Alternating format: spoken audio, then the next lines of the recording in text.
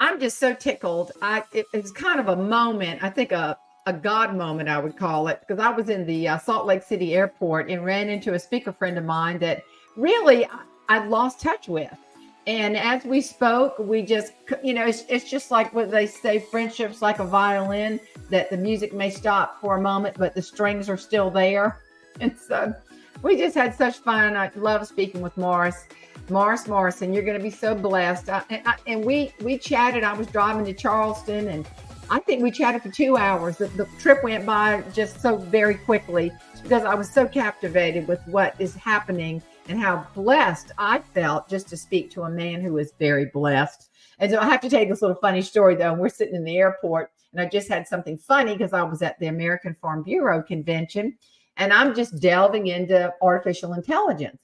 So I was just all over that. And I asked one of the attendees, who's a farmer, I said, do y'all do AI? He said, all the time, all the time. And I went, oh, okay. Well, that's interesting. He said, yeah, I think we've been doing this for years. I thought, no way. No way. I mean, seriously, because I mean, it's kind of relatively new. And I said, I think it's going to take over. He said, oh, I don't know about that. And I said, well, let me ask you this. Do you do chat? He said, what, to a cow? So he was talking about artificial insemination. Have you ever? So I was telling Morris about that, and we just hee-hawed and laughed because he speaks to great ag groups and I speak to ag groups. So, but you're going to love him because he's going to speak to you today. And I tell you, he's going to speak to your heart more than anything. Bringing him in, and here we go. Hey, sugar. Uh-oh, trouble. Time for trouble. What? Oh, what's your trouble? We don't need any more trouble. I am trouble. That's all. I mean, I don't know how to live life any other way. So wasn't that so weird to just run into each other at the Salt Lake City airport a few days ago? I mean, it was like, wow. Well, and what's been crazy is that NSA has been on my mind and heart, and I've just been in this season where I feel like it's a really important time for our country and our world and our globe. We need leaders. Most specifically, I think there's one thing we're lacking, Jane. We need wisdom. I see it in the school systems I work with, the corporations I work with, from supply chain to HR to agriculture. People are starving to find leaders who can point them in a direction that doesn't have the word AI connected to it. We'll get into AI in a little bit. It's important, but people are desperate for humanity right now more than ever. And so a lot of these thoughts have been on my mind. And when I saw you the other day, I instantly froze back to 13 years ago, me coming to my first NSA meeting. Chapter of the Carolinas, and then getting a chance to be around people like you and Ty Boyd and Patrick Henry and Kelly Swanson, and I could go on and on and on, Jeannie Robinson. And, you know, I knew instantly, I said, wait a minute, God, of all the places in the world I could have moved to, because I just moved from Pittsburgh specifically to the South. Why? Because I felt a hunch. Now, you and I know we don't call that a hunch, but that's right. I felt in my gut I was supposed to live in the Carolinas, and I was working for Pfizer full-time in corporate America, but I was speaking on the side. You know how we do those things on the side, right? I was speaking on the side, and I knew I was supposed to be in the Carolinas. Didn't know why, didn't know where, so I showed up. I literally showed up. And at my first meeting, I was invited by Rich Slintz. So, Rich, if you're listening to this, thank you. Because, Rich, you caused a bunch of problems at the Winston-Salem Piedmont Club that day. You didn't know what you were doing. You unleashed something crazy in this world. Can I tell you something? Jane, I was so grateful to run into you in the airport the other day, because it just reminded me of what you and I talked about the other day, which is now that you are in your 60s and you've been successful 10 times over, and success in every area that I deem valuable, a great marriage with Tom, great mother, great community person, and you've made an impact to probably millions of people at this point, especially when you consider your impact, Jane, and how it's just continued to ripple out. I think our world needs more people just like you who can tell people, hey, sit down, because I've got a story to tell you, and you might learn from it. And so now all those old stories, let's say from 30 years ago, I think they're more relevant today, Jane, than ever before. I agree with you 100%, because after when I tell, and you know that too, Morris, I mean, you tell the old story and you get, whoa, that's amazing. And you go, yeah, we're having to double back just to remind you folks of these universal principles. But what you told me on my drive down to Charleston was so amazing. I had no idea of where you started and where you are now. It's the most inspirational thing. can you please share that? I think everyone would absolutely love your story. Well, the simple is that it started in New York City. My mother was white. She was a prostitute. My father was black. And what we can tell from my story that we know, and what's beautiful is that during COVID, COVID put me on the sideline for the first time. My world tour was canceled. And it was the first time I had a chance to really check in with myself in a long time. And I'm embarrassed to say that, especially being a, professional development, self-help type of guy that we all are. It gave me a chance to check in on myself. And I had my shirt off, my barefoot shoes, walking around Daniel Island, South Carolina every day. And two things occurred to me as I walked around this specific track every day. Number one, it was clear to me that I had some maturation. I needed to mature in some areas. And number one specifically was that I really checked in with myself, and I realized, Jane, I didn't love myself in a healthy manner. And as I unpacked that, I realized there was just a lot of parts of my story that I didn't know. And of course, I lost my parents in New York City when I was born, was raised by another family who fostered me. You go through foster care. There's always issues with that. I lost that group of family in West Virginia when I was a teen. And it took me stopping and being 40 years old to really check in with myself and say, do I really love myself in a healthy way? And the quick answer was no. And the reason why was, we learned so much now about attachment theory and psychology.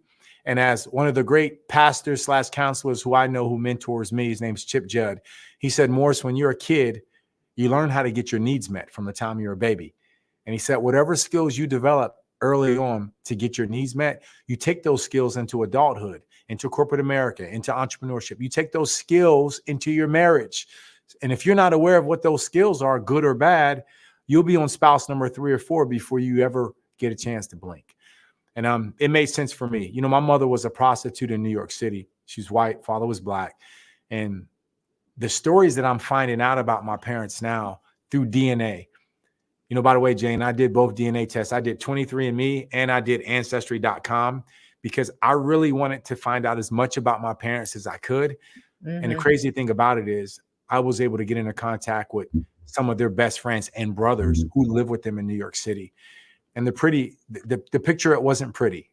Mm-hmm. And the story is that my mother started working for another mafia-owned nightclub. And the mob threatened to kill my father.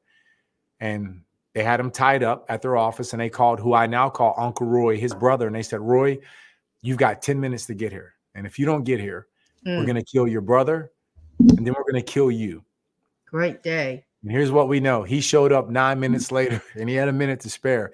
And when he walked in, they told my Uncle Roy, they said, Uncle Roy, and they called him that. They said, we're not going to kill your brother today because we know that you are a Christian man and we respect you because you don't cause problems.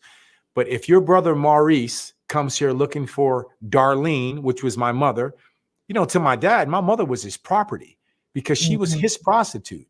And I was born out of that. Kelly Swanson told me something a couple of years that really put chills down my neck. I was telling her the story of how I had proof and evidence that my mother had multiple abortions before me because they were documented. And I got some of her personal belongings.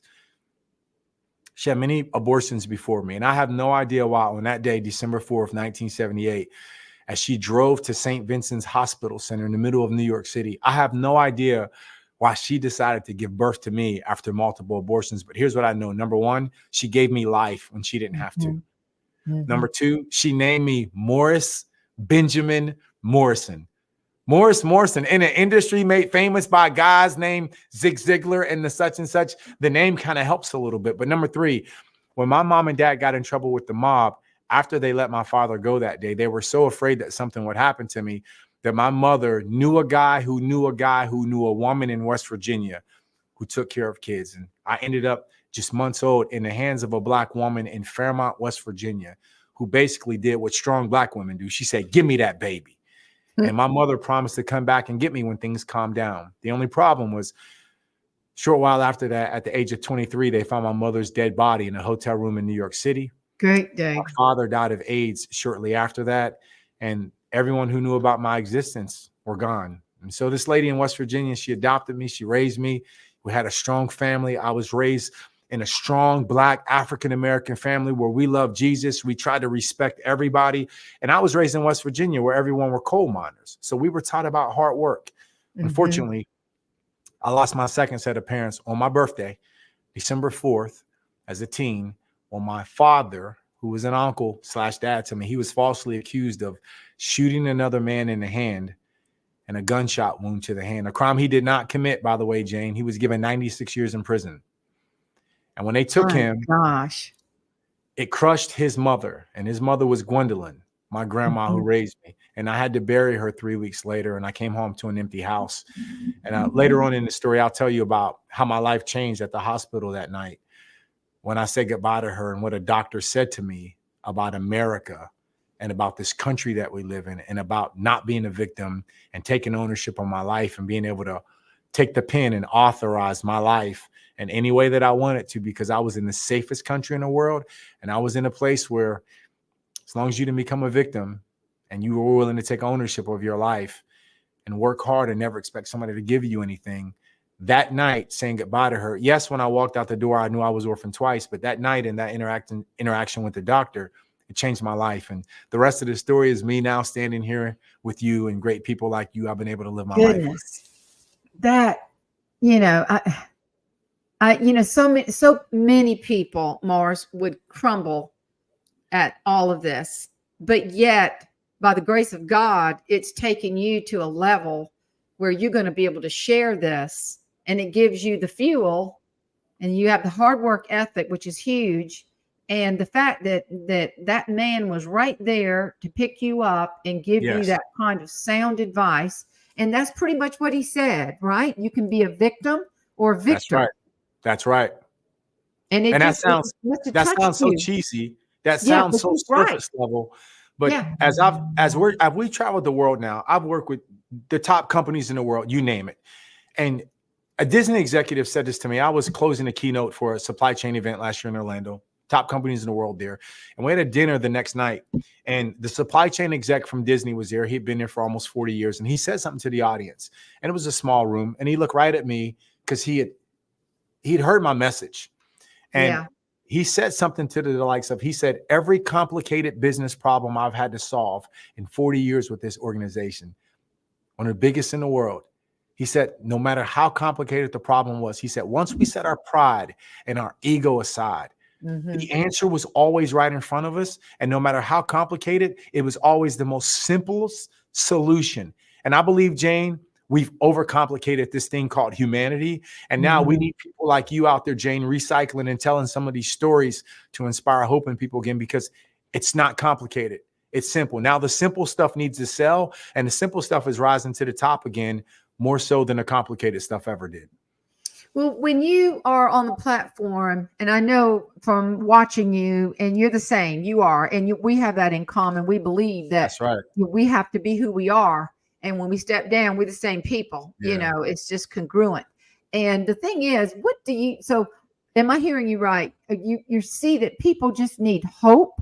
Is that the main thing? Like when you step off the platform, what are people saying to you about your amazing keynotes and the way that you have so many clients that you help? What do they say? Here's the deal. I've been trained by everybody at NSA. You name it, I've been trained by them. I have every note that I've ever taken, everything I've ever written. And then you learn the basics. You learn, first of all, no audience loves when you're the hero of all your stories on stage. Right. Nobody likes that. They can't connect to that. They can't relate to that. And there's a couple of stories that I've told over the years on stage where I purposely took myself out of the story and I created a fictional character. Just so I could get away from the pronoun I or me. And I can say, he told me this, she told me this. Why? Because sometimes when we make decisions in our life, Jane, there's just some things that you've seen in your life, Jane, that are so unbelievable. And you experienced it firsthand because it was your life, that when you go to tell the story on the stage, you say, people aren't even going to believe this. I know. And so they can't relate at all. And they can't relate at all. And so it really hurts me when I see other speakers who have the correct energy, their heart is there, their passion is there, but it's so much of them that they get in their own way. And it's not just the platform. It breaks my heart when I have friends and people that I coach and people I'm around, and I see the simple solution is they can't get out of their own way. So to Yeah. answer your question, what people tell me they appreciate about my keynote most is, yes, it gives them hope. And it's what people say. They always say they love my energy. And I think there's something intuitive where they see me begin my keynote and I use a lot of music. It's real fun. It's all of that. But then it gets really serious and there's a lot of tears in the room. But then by the end, once people see my amazing wife and my kids and a life that I've been able to build because of these values that you and I are talking about, our faith in Jesus Christ, our ability to grow small businesses in a country where not all people in other countries can grow small businesses. There's not a lot of people who have the freedom to do so. A lot of people are under the room of communism and now socialism waving. We are the freest society and the greatest idea of a country ever. And guys like me, women like you, and plenty of people listening to this, they represent that same notion where we had a message. And years ago, we thought there was an idea that you and I had in our hearts that we said, wow, we think we can actually help a lot of people in this world. You had that thought one day, Jane, and I had the same thought. Now to take that thought or that idea and be able to take it to the platform, anybody can do it once. Anybody can do it twice. I've seen a lot of speakers do it for a year or two, but to do it for 10 years, to do it for 20 years like you, 30 years like you, to do that, that means you figured out what audiences want. And what audiences want is something, and they want a Jesus with skin on them. They want someone who's disciplined and someone who's making the hard decisions and who's not perfect, but someone who they can see themselves in. And I'm just thankful that I've got people around me like you who help me keep my ego in check so I can be less of Morris and more who my customers who need me to be. And the last thing I'll say is this. I may have gotten started speaking early because people thought my story was inspirational. Right. And I am grateful for my story. Yeah. Oh, yeah. That your story is, you started in the youth market. Is that correct? That's right. That's right. Some of the And that's because because I knew I had a message in me. I knew when I was 15, 16 years old, there were other 14-year-olds and people my age who found me inspirational. But listen, here's the deal. And I want to teach everybody something out there. Everybody has things to overcome in their life. If you're listening to this, if you haven't sat out and taken a pen and paper and written out your testimony, you need to write out a 30-second version, a 60-second version, and maybe a 3-minute version. We used to call it elevator pitch in business. But let me tell you how simple this is. Here's your testimony. Here's your story. If you can tell someone where you've been, your past, and if you can tell someone where you're currently at and what you're working through, present, but then if you can tell someone what you're working to and your thoughts of the future, you can be captivating. You must be captivating. And when I'm talking to some of these clients around the world and all these high net worth individuals who've already made their millions, and I'm opening or closing a keynote message for them, I'll let them know you've already got your money. You've already built your business. Now you must be inspirational. You know why? Because just like I started, because people wanted to hear my story, I learned really quickly. If I wanted to add value for my customers, they need a lot less of me and my story. And I needed to learn as a professional speaker, not an inspirational speaker, not a motivational, all these things they call us. The greatest title someone can call me is a professional speaker. And that means that I learned along the way through great training and discipline that it couldn't be about me. It had to be about my audience. And some people fail at that. And that's why they're not around speaking anymore. That's right. The ego gets in the way of the mission and the passion. And, you know, you hit on something so special because you travel, I travel, and I love the flavor of travel. And I've sat by so many folks on planes. And if you saturate yourself with the media, you're going to believe a bunch of lies. Gosh. People don't love each other. They don't get along. And they just highlight the clickbait. But I'm like you, when I'm flying and I like to get into people's heads and talk to them, I'm so inspired by their story, and they see things and we share. And the world that wants to stay and get their information from the news, you know, I'll tell you one little quick story. Tell a long story. Cool. Which is so cool because anytime you and I travel, my first thing to do is to think, now, I got some time here. Let me connect with some of my speaker friends. Yeah. And that's just, you know, so I called up the wonderful, dear Kathy Lovelace that she lives in Salt Lake City. Yes, And I told yes, her I was going to connect with her. And I don't even know if I told you this, but you she did. just randomly said, "You want to go to Sundance?" Oh, did I tell you Sundance. that? I'm going, what? Well, yeah, Sundance Film Time out, time Festival. out. So are you telling me, Jane, hold on. Are you telling me you got an invitation from someone to go to Sundance and you currently have a screenplay and a book that's getting made into a movie and you just think you just happen to have gotten an invitation to That's true. Sundance? Can I tell you something for anybody listening?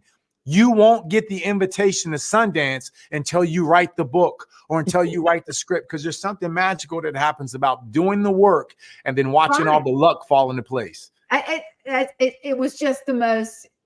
It was just a spiritual, which is a good thing. I mean, it's another God moment. And the next couple of days with you was another one. And I mean, Kathy didn't know that I was doing this. Nobody knew. Not the woman in charge. I spoke with her, but here is what I was so inspired. There's a gentleman. He's from Hawaii, and he had a man bun. He had dreads, and about this much of the dread was bleached. And I just knew. I said, this guy, just his vibe was, and he was up on the stage. Did I tell you this story? Did he kind of look like me if I would have had dreads? Yeah, with the dreads. Like me with dreads? Yeah, and the man bun. And so he's a film person. And the darling girl was introducing him. And she said, well, let me tell you a little bit about him. And she said, he doesn't want me to tell you all this, but I'm going to tell you anyway. This is an amazing person. He was surfing. There's a stranger next to him. A shark came up and bit the stranger's leg off. And he paddles over, gets him on his surfboard, saves his life. The shark is circling his surfboard, and he's beating the shark off up to 3 feet of water, saves this guy's life. Okay. So I'm sitting here looking at this guy with the man bun, with the dreads, going, what a hero. He'll never talk about it.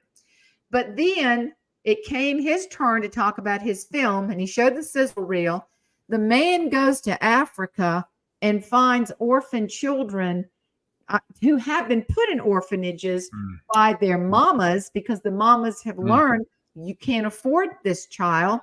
And they get involved in all kinds of horrible things, which would be the drug trafficking and the sex trafficking. So he's pulling out the kid and taking him back home to the mama. Jane, let me tell you something. Did that not kill you? When you say, a lot of people who see me on stage, they know I refer to something. I tell people I have what's called an orphan's mindset. And anytime I say that on stage, no matter how much I was joking and entertaining the audience before that sentence, the moment I say that sentence, you can hear a pin drop in the room. Oh, it was, but the thing that got me was that they interviewed on the sizzle reel or the little trailer, this guy named Maurice. And he said, my name is Maurice. My mother thought it was right for me to be in an African orphanage. And my name went from Maurice to 173. All right, time out. Hold on. I just got to say this. You didn't know this. I'm going to tell you something. We knew that we were supposed to be on this video today, you and I. Right. Okay. We knew this. And there's one thing you wouldn't have ever been able to predict. Before I lost my mom and dad in New York City, you know, everyone's always asked me, like, your name is Morrison. Like, where'd your name come from? I had no idea until 2 years ago, until I got my DNA done. My father's name was Maurice. Wow. It's amazing. Yes. My gosh. See, I think when I look at what you do and the beautiful work that you do, continue to do, and you are in high demand. So it's not like you sitting around marketing. Your presence is marketing enough. When you go somewhere and doing the MDRT, global MDRT in Dubai, heavens, that's a pinnacle of success. And you know, it's amazing. Well, thank you. And what's interesting about that is, you know, when you start, anyone in any career, you know, you think about what it means to be at the top of your career or what your goals are. And what's interesting is when you fall in love with the process, as we should, which for us, that would be writing our speeches, writing our books, reading news stories and seeing them in a different slant, thinking, I know our audiences are going to be triggered by this new news, but how can we use our platform to take this news that everyone's talking about and make it positive, because that's what they're depending on us to do. Once you start doing that, all of a sudden, whatever goals you had at the beginning of your career, I remember I had 5 clients I wanted to sign. I'm going to tell you about basketball in a second, but I wanted to sign the NBA as a client because I wanted to play professional basketball. Youth, early on in my life. By the way, the entrepreneurship, just so you know, Jane, the skills were evident. And you could tell I just got a fresh haircut. You want to know why I got a fresh haircut today? Hold on. Oh, well, I'm sorry. Let me make room for the queen. Go ahead. Your hair does look wait. Amazing. This is so sad. I always. You better leave that on when you talk to me. Huh? It don't match the face no more. I try For to those of y'all listening to audio, for those, hey, Jane, listen, you better stop talking about my friend Jane like that. That tiara you just had on your head does match the face. And there's some women who wish they look like you at your age. You still cause some problems for Tom when he comes home at night. All right, listen, we're gonna leave that one alone. Here's what I was saying. Here's what I was saying. Yeah. But you know, these are the things we do. We challenge ourselves. We step out of our comfort zones. I mean, you have to. But when you fall in love, here's what I was trying to say. When you fall in love with the process of being a professional, there's some people listening to this who may be pastors, school teachers, bus drivers. There's some attorneys who listen to this, doctors. When you fall in love with the personal development aspect of your character first, the personal side, the way it translates to your professional development, as I say to all these, I'll say this as a joke, all these overweight, unhealthy CEOs that I deal with, they're chasing capital. They're so in love with chasing capital so they can continue to return the shareholder dividend share to Wall Street that they forget about character. And here's what I can tell you. Here's my experience in life with every person I've ever had to work with. All the people that I know who've chased capital over character, they found the capital eventually, but it was never enough. And so that's why they're on wife or spouse number 4. That's why they have low relationships with their kids. And that's why my background's in HR. When I was in grad school, we did a study, and this was 18 years ago now. We did a study of CEOs. And Jane, I'm going to ask you to give me a number. I'm going to see how close you get to this. The average, we're just going to go white male CEO when he retires. How long does he live? Give me a number, Jane. 4 years. 4 years? Yeah, that's a pretty good number. This particular study, you ready for this? Yeah. 9 months. Oh. And you know why I think that is? I think purpose is gone. So many people, first of all, their purpose is gone. But when you chase capital over character, then the capital can come and go. And customers give you capital. Wall Street can give you capital. But the only problem with people who give you your worth is that they can take it away from you also. And that's why the relationships are in tatters. So I knew at the beginning, I had 5 clients I wanted to sign. I wanted to sign the NBA because I wanted to play professional basketball. I wanted to sign, I had Microsoft, Apple, I think it was GE, and I wanted $1 Million Roundtable. And a few years into my career in our office, we had these plaques made around the office every time I would sign something that was big or unique. Like if it was Harvard or Notre Dame's football team. And let me tell you a secret about Notre Dame. All these other football teams, all right, they may have a Heisman who may have won a Heisman before. Give you a perspective here about Notre Dame's culture of excellence and greatness that I would have never known if I wouldn't have spoke for their team. Notre Dame has a Heisman room to showcase all their Heisman. There's a culture. And so as I'm traveling with all these great companies, I realized something. If I want to be committed as a professional, no matter what my job is, I've got to work on the personal first and the professional second. And for me, this is a plug for NSA, National Speakers Association. I remember when I first started really becoming a professional speaker, I was hit with a ton of bricks one day when I realized my original goal when I was young was to be in the National Basketball Association, which is the NBA. And I never made it that far. I did play college ball. But today when I tell people I made it to the NSA instead, the National Speakers Association, and I use that story, and people say, well, Morris, how'd you do it? Well, watch this, Jane. My high school team won a state championship my junior year, and I did not get to play in the game for 1 minute. Part of the reason why was the seniors on our team.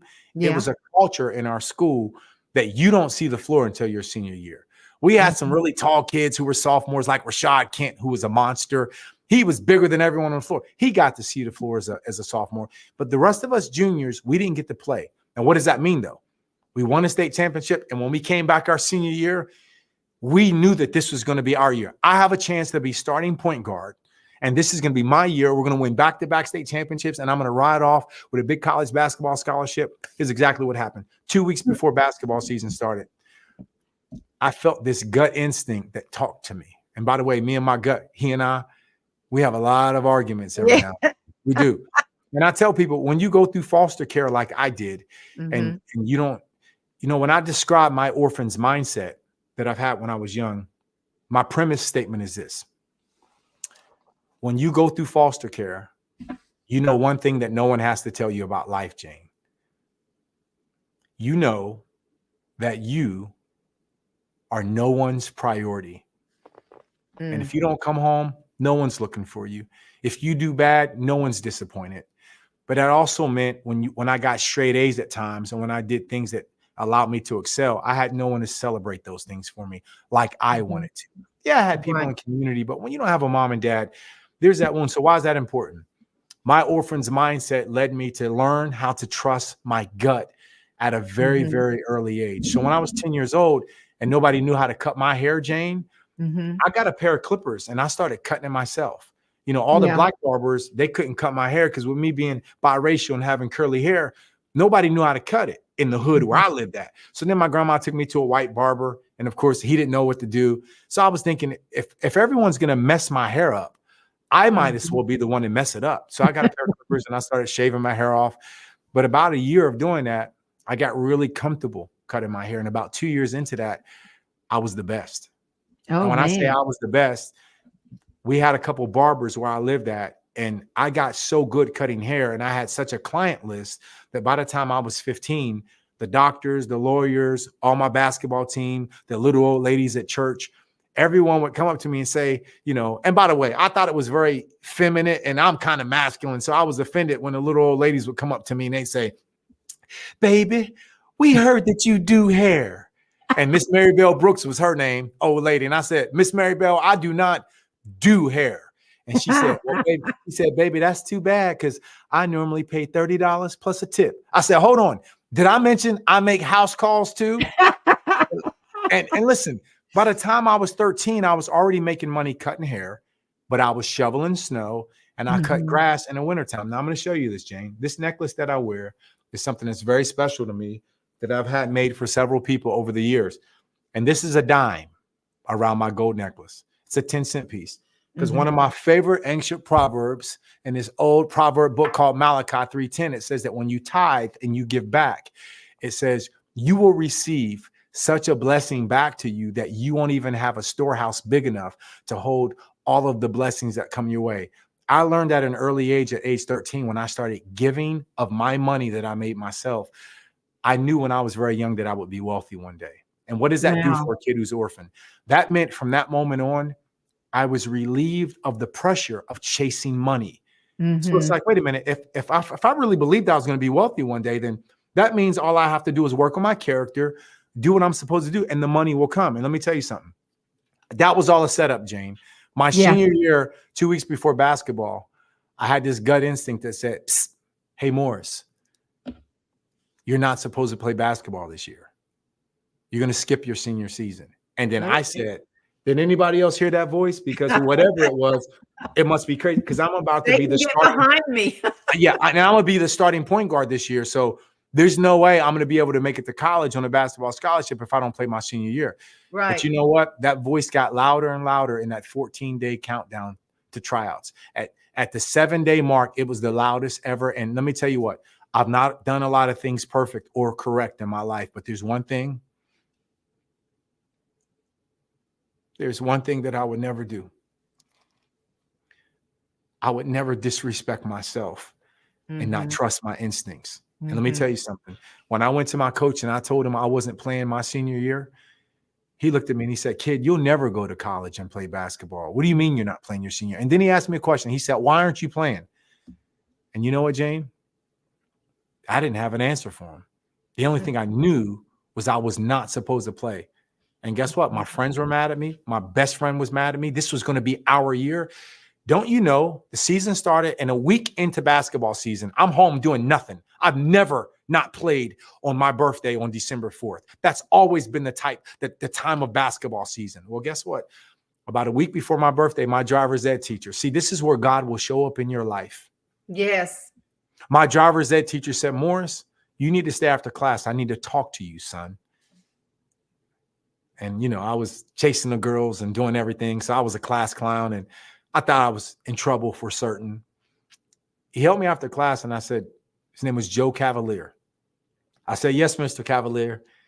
He said, son, this is going to sound strange, but I'm supposed to choose one student in this entire school to send to this state student leadership conference about being a good teenager and having great leadership skills. And he said, for some reason, I feel like God is telling me I'm supposed to choose you. Oh, wow. And I looked at him and I said, absolutely not. He said, excuse me. I said, I don't want to go to some stupid leadership conference. And I lied. I said, plus I've got basketball practice anyway. And he looked at me and he said, don't you lie to me. I already talked to your coach. He said, you're going. And I was so mad because there's about 1,000 kids at this conference. I'd never been before. So I was insecure. I'm missing basketball, and I'm still feeling insecure about that decision I made. And I showed up kicking and screaming at this stupid leadership conference. When I got there, I was pissed off until I walked in the room. And when I walked in the room, Jane, I saw how many beautiful girls were there. And I was like, wait a minute. I like leadership. I like leadership. You want me to do your hair? You want me to do your hair? I have my clippers with me. And you know what, Jane? Can I tell you what? I was selected.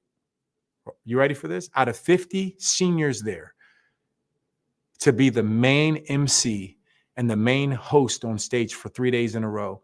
And I thought they played a trick on me. So I was quite pissed off about it, because we all know that public speaking is the number one fear in this world. And on the first day I went on stage, I was throwing up. I was backstage. They had cold rags on my head. Whoa. And I thought I was going to die. By the second day, I was throwing up even worse, but I survived. And you know what happened on the third day? You feel my good. Little legs that you see when a deer is born or a baby horse and it can't walk. I got my legs by the third day. And at the end of the day, I had people who knew me, both adults and people in high school my age, who said, hey, kid, I don't know what that was that you just did, but we've never seen that before. And you have a gift, and you should really consider this for a living. I knew at age 17 that I would be a professional speaker and write books for the rest of my life. Oh, my goodness. And that's how I found out. Tell me about your books. I put a little graph up, a little bar. Here we go. Here we go. The first one was called Overnight Success. You know, dealing with all these people addicted to their phones and technology. And of course, I've got so many CEOs, but also prison inmates. I speak at a lot of prisons. And I discovered early on that everyone that I met in prison was there because of maybe some type of crime they committed that was connected, some type of get rich quick scheme. I want money now. And then, of course, they go to prison and they come out in their 40s, a changed person, truly rehabilitated, and they will tell you they were glad for the time. So I kept saying, wait a minute, I see so many people get in trouble because they get addicted to everything being instant and overnight. So my first book was called Overnight Success, had a lot of my story. I would tell people, don't go buy it because it's just been redone. And then the title that is now called Culture Crashers, it's about to come out in its second re-release. And then my book that just came out last year was called Disrupt Yourself. And I'm really big in the disruption market. I talk a lot about disruption. I've got a backstory that gives me a lot of credibility to talk about what it's like to lose and then have to rebuild yourself up. And I look at disruption as the most beautiful thing in the world. And I tell you what, I was in North Carolina 4 years ago, and I was at a DMV, and I was in a tiny DMV in Mooresville, Lake Norman, North Carolina. And I looked around and I noticed that everyone was on their phones. Nobody was talking to each other. And I just had this simple idea. I said, what would happen if everyone in this DMV was not allowed to bring their phone into this place? What type of connections, what type of conversations would come from that? And I was thinking about how truly disruptive that would be if in public, everywhere we go, we weren't allowed to have our phones. Well, that's where the idea started. And as I started with working with supply chain leaders and leaders from around the world, I realized there was a message there. And so the book takes place in a small town in the South with this really, really mean old lady named Miss Minnie, who had one rule and one rule only. You bet not bring your phone into my DMV. And what happened in that book was one of the most, I was going to call it a beautiful story, but that would be self-serving. What happened was one of the most interesting things that I've ever read.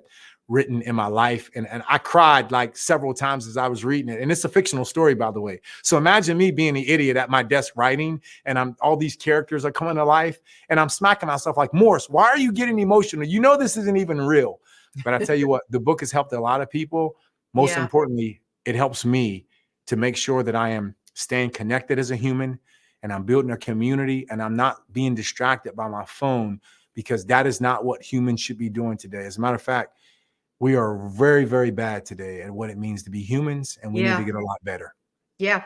Well, those stories, the hair story and the DMV, see, that's magic. I mean, that's brilliant, because everybody has been at the DMV. You know, everybody has had something in their lives where, you know what, I need to do this. I need to be good at this, because this could help me. Like with me, I picked tomatoes on my daddy's farm. I mean, I got good at it, very good at tomatoes, and I got good at selling. And I do that little speech because it taught me time management, money management. It taught me not everybody's going to buy what you're selling. It taught me all kinds of things. And I call it the best, worst job I ever had. So, but people can relate to that. Like, how many of y'all have had this kind of, but you're taking that and combining it with, hey, you know, if I can do it, you can too. You've got to find those skills. See, I think that's amazing. And I didn't even say this in the get-go, but the reason I had not seen you for so long is because you did what I did. Is your heart with your children. You can't stand up there and tell people how to be a good parent when you're not being one yourself, you know. That's right. A hypocritical thing. So just like you said, our good friend Patrick Henry, Patrick, you know, he's got now his children are all in college except Meredith. And when she goes, and, you know, we'll see him more active in our local chapter again. But you're absolutely right. I'm under the impression I'm not going to tell anybody what to do until I do it myself. Amen. There's no way. I'm not going to tell anybody how to overcome something unless I've overcome it myself. So I think that's where your brilliance is, and you're just very cellophane. People love cellophane speakers. You can see straight through them. And what they see is your big heart. I love that. But Jane, I also understand why people don't want anyone to see them, because this thing called life is painful. And most people can't stand to see themselves. You know, we read the good book that says sometimes you can look in the mirror and walk away and forget what you look like. Well, there are a lot of people who don't want to see themselves. And the only reason my story is different is, you know, I've seen murder. I've seen prostitution. I've seen half of my family addicted to crack cocaine. And the ones that weren't addicted, they were selling it. I've visited I am far too comfortable in a prison setting. From the time I was born until just a couple of years ago, by the way, my dad was given 96 years in prison. This is my foster father, who I told you I lost in high school on my birthday, December 4th. And, you know, it took us over 20 years to fight his case. But you know what? We brought him home a few years ago. My dad is a free man now. He got his case overturned, but he spent over 20 years of his life in prison. And my wife and I, we had gone on to have a very successful life, and we had money and all this stuff that people in the world thinks is important. And we realized that stuff's not important. I wanted my father home. And even though he wasn't my real father, he was the only dad I knew since I was young. And we had to go through therapy, my wife, Lisa, and I, just to prepare our home. We went to therapy for 2 years to talk about how to prepare our home for the inevitable day that he would be released. And his therapist said, Morris, when he comes home, you're going to have to go into his bedroom at night and take him to the bathroom. I said, my dad's handsome. He's athletic. Like, he can go to the bathroom. Like, she goes, no. For 20 years, he wasn't allowed to go to the bathroom without permission. And see, when you see life from that perspective, then when I stand on these stages, I see through I have a program that I do for very wealthy people around the world. It's called my IA program. Okay. It's called my Influence Over Affluence program. Why? Because I now understand my kids. I got Dory, who's 10, and Aaliyah, who's 11, who we help raise. They've never seen life without a Mercedes or something in the driveway. Okay. My kids don't know what it's like to struggle, right?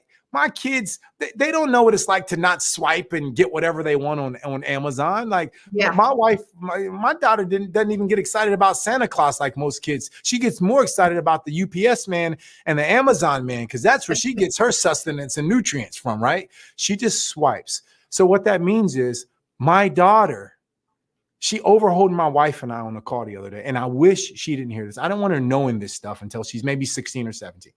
But last month, my wife and I are finishing up with a client, and I didn't know Dory was listening. She walks in the room. She goes, "Daddy, you make a lot of money. I knew you were rich, but man, Daddy." And as soon as she said it, I kind of just put my head on my forehead. Like, it was almost like she caught me and my wife making love or something. That's how I felt, because my daughter knows that we have what the world would call affluence. Mm-hmm. But what I want my daughter to have is influence.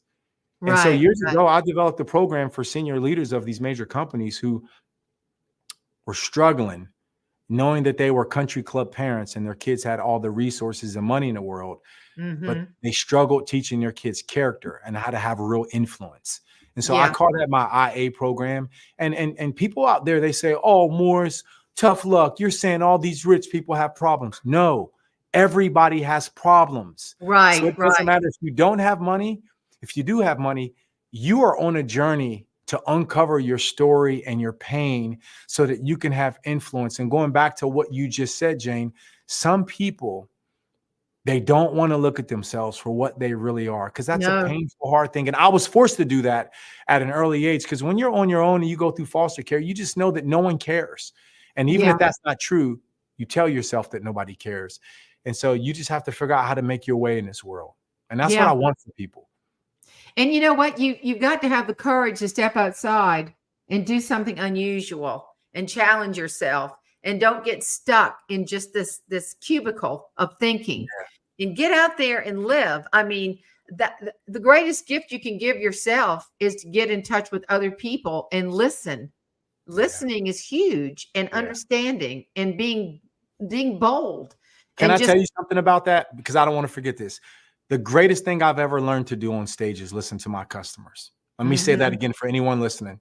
I don't care if you sell pizza for a living, if you speak, write books, or if you sell widgets to Amazon. The best thing you can do if you want to change your life is truly listen to your customers. As a married man, okay, I have a customer at home. Her name is Lisa. Okay, no one's going to know me better than her. There's been a couple of times throughout our years of being married and then dating when she look at me and she say something and she say, "Hey, Morris, I don't think that suit fits you any longer." And trust me, she wasn't talking about my clothes. She's talking about a habit or something that only my beautiful wife could see in me, right? But listen, my signature story on stage is a story about me playing athletics and listening to rap music my whole life, me and all my black friends from the hood where I'm from. And the story is that I buy this brand new BMW that I purchased, and I was waiting for the car to arrive. I pick it up at the dealership in Pittsburgh, and I'm driving to Baltimore, a 4-hour drive, so I could break the car in. And now I want to listen to some of my rap music. The only problem was I forgot my phone. The greater problem is I have no CDs in the car because it's brand new. And I'm on the Pennsylvania Turnpike, and I could not get a radio station to come in. So here's what I did. We got some people out here who are just like me. They only pray when they want something, and sometimes they forget that they can pray any other time. So I kind of looked up. I said, "Dear Lord, if you hear me, please give me something good to listen to on this radio station." And all of a sudden, I'm driving, and of course, nothing came on the radio, Jane. I go back for a second prayer. I said, "Come on, big guy. I know you hear me. I don't care what it is. I promise I'll listen to it." And what comes on next is a country music song. And as soon as that damn country song came on, I cut it off as fast as I could. And I looked back up and I said, "God, I'm black. You know we don't listen to that stuff." Okay. And as soon as I said I don't that, really like it either. well, see, as soon as I said it, I felt like I got smacked, like I was called to the principal's office. Because all of a sudden, my gut, who I told you talks to me all the time. Yeah. We had an argument, and you're about to learn what his name is. My gut looked at me, and he looked back up and he said, "Hey, turn the country music back on, brother." And then I looked down and I was like, "No, Craig, shut up, Craig. We don't listen to that, Craig." People are like, "How do you know his name is Craig? Why do you call him Craig?" Because literally, that's what it means to trust your gut. He's the one who told me his name was Craig. Here's what happened next. I have this little argument with myself, like, how could I be this world-class speaker who tries to challenge people to try new things and have disruptive behaviors. And I'm such a wuss that I can't even listen to a different genre of music because of how uncomfortable it makes me feel. So I snap out of it. I turn the stupid country music back on. And the song, by the way, for those of y'all listening, was Billy Currington's Good Directions. And as soon as that song came on, and those of y'all who know the song, it starts off, he says, I was sitting there selling turnips on a flatbed truck, crunching on a pork grind when she pulled up. She had to be thinking this is where rednecks come from. And I'm sitting there thinking, like, did he just call himself a redneck? Like, this, did he eating pork grinds? I was like, this is why I hate country music. But then all of a sudden, he said, there was a girl who was lost. She was looking for the interstate. She needed directions, and he felt like he was the man for the job. And what happens next? Everyone who knows the song by Billy Currington, I told her way up yonder past the caution. And all of a sudden, I'm listening to this song and my left shoulder starts going up and down. And then all of a sudden, I'm bobbing side to side in my seat and I'm singing with the song. And I'm thinking like, more, stop it. You don't like this type of music. I couldn't deny it. I listened to the whole rest of the song. I became addicted to country. And it's not because of that song. It was because that song is a really nice melodic jingle, has you feeling good. The very next song that came on the radio, Jane, I had no idea what I was in for. The very next song that came on the radio was Tim McGraw's Don't Take the Girl. Oh, okay. Don't take the girl. Okay. Don't take the girl. I had no, all I know is within 3 minutes, I am pulled over on the side of the road. I'm crying real tears. And I'm addicted to country music at this point. But the problem is I've got 7 strong Black friends, my best friends. Like, you know, I couldn't exactly go hang around with them and be like, yo, listen to this new country I'm listening to. Nah, these brothers wasn't down with that. No, so I hid it. I hid it forever for like 3 years. And finally, one of my buddies gets in my car and he's big. He's about 6'6". He was a mean defensive end, played professional football. He gets in a car one day and he looks at me as we're driving down the road. He says, we know what you've been doing. And I said, what are you talking about? He said, we know you've been listening to that country music and every time we come around, you change the station. I said, do I look like the type of Black man who will listen to country? I can't even believe you would say that. I do not listen to country. His finger goes and he hits the power button and his country station comes on. He goes, why is this station playing in your car? I was like, I have no idea. I did not put that radio station in. And then he goes, wait a minute. Radio. He hits the eject button and Tim McGraw's Greatest Hits CD comes out. Of course, he makes fun of me. And what's the principle of that story? I became addicted to country music. And I act that scene out on stage with great music and a lot of other great things. And then the line that goes with that story is this. We either change or grow as human beings, either when our minds are open or our hearts are broken. Oh, gosh. And it doesn't take a broken heart, like losing someone to alcoholism or suicide or something before we finally get our mental health together or before we finally stop drinking so much. Jane, can I tell you something? Will you answer this question for me? Why is it that in America, why do we drink so much? I've been trying to figure this out for my life. Like I've got people who, when they decide to stop drinking, they change their marriage, they change. Why are we obsessed with alcohol? Can I pivot back to you for a second? Why are people, where's the addictions coming from? I think just trying to find happiness and numb the pain of bad choices. Maybe people do the same thing with food. You know, you talked about we have a overweight problem, and people, yes. You know, it's just you eat your feelings or you drink your feelings. You know, so I think that's a lot of how people just can't handle. You know, it's coming. You know, the Bible's clear about when you're going to reap what you sow. And if you sow bad seed, you're not going to have a good harvest. And Jane, can I tell you something? You look exactly today, Jane, and this is a compliment. That's the only reason I interrupted you. You look exactly today. Like when I think about when I first met you 13 years ago, to me, you don't look like you've changed a bit. And I love the fact that you take care of yourself. And I'm going to say these words on air. Well-kept woman. When I look at you and I can see how well kept you are and how you take care of yourself. One of the things I write about, talk about, preach about, it's in my next book. I talk about overflow. Like we have these cups and we always, our whole lives, we were told, keep your cup full, keep your cup full. Make sure you get sleep, good diet, don't drink too much, keep your cup full. Well, you know what? Damn it, I'm tired of the cup full analogy, right? Because here's what I learned about you women. You women are such lovers and such supportive givers. You'll give your husband what he needs, your kids what they need, your customers what they need. And before you know it, you ladies out there listening, y'all cups, they just go lower and lower and lower. And then before you know it, you wonder why you're stressed out or depressed. I got a new rule that I came up with a few years ago. You're only allowed to make sure that your cup is so full that it's overflowing. Why? Because everything in the cup belongs to Jane, and everything overflowing, that's what you give to others. Oh, give absolutely. From your overflow. Right. And you can't overflow until you decide to fill yourself up to the brim and let it go over the top. I mean, I Mars, I watched you on that plane. You jumped up and you helped a woman put her luggage up. And I heard you say, I'm only doing that because you're cute. And she's an old lady too. She's an old lady. Older lady, old white woman or something. But you made her day. You made her day. I didn't think you saw that, Jane. I love that. I said, that's my respect. They're helping everybody. I'm sitting there. I'm going to be honest. I'm getting on that plane going, nobody better take my overhead. I got this thing. I got to go in the overhead. And here you are moving stuff around and charming people. And it's not charming. You're serving. You're serving. But I just love that about you, because in order, I think Billy Graham said, or who was it? It was a great person that said, the more prominence you receive, the more you should serve other people. Amen. The bigger you are, the more service should be in your heart. Several people get that. And they're philanthropists, and they love people, and they love helping people. Love you. You're just amazing. And thank you so much for taking the time. It was hard to get you, but we got you. We got it. We got it. Love you, honey. Thank you again.